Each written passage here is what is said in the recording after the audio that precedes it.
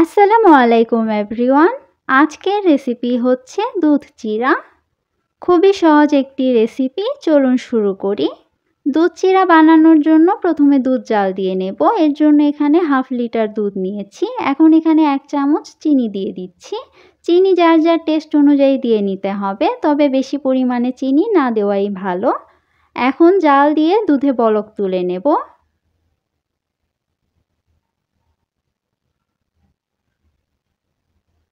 দুধে বলক চলে এসেছে। এখন এখানে 1/4 কাপ গুঁড়ো দুধ দিয়ে দেব। গুঁড়ো দুধ দেওয়ার পরে দুধ অনবরত নেড়ে দিতে হবে। দুধ ঘন করে জাল দিয়ে নেব।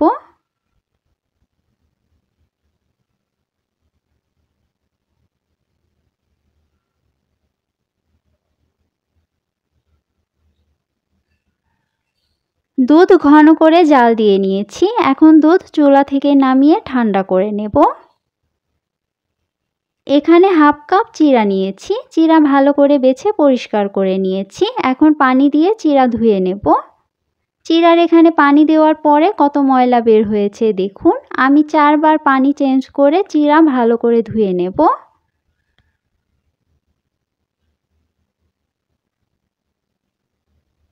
চিরা ভালো করে ধুয়ে নিয়েছি। এখন এখানে পানি দিয়ে দেব। এখানে বেশি পরিমাণে পানি দেওয়া যাবে না, চিরার লেবেল করে পানি দিতে হবে।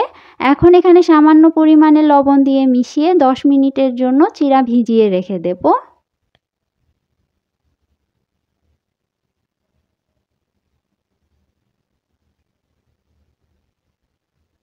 10 মিনিট পরে দেখুন চিরা সব পানি শুষে নিয়েছে। এখানে আর কোনো পানি নেই, আর চিরা নরম হয়ে গিয়েছে।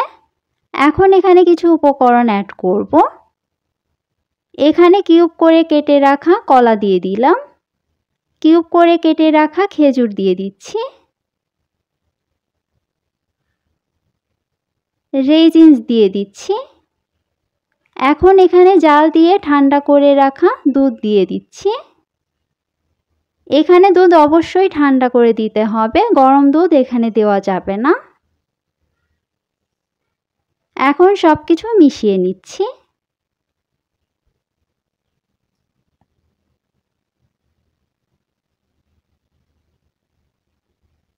সবকিছু মিশিয়ে নিয়েছি। এখন ওপর দিয়ে রেজিনস আর কিউব করে কেটে রাখা খেজুর দিয়ে দিচ্ছি।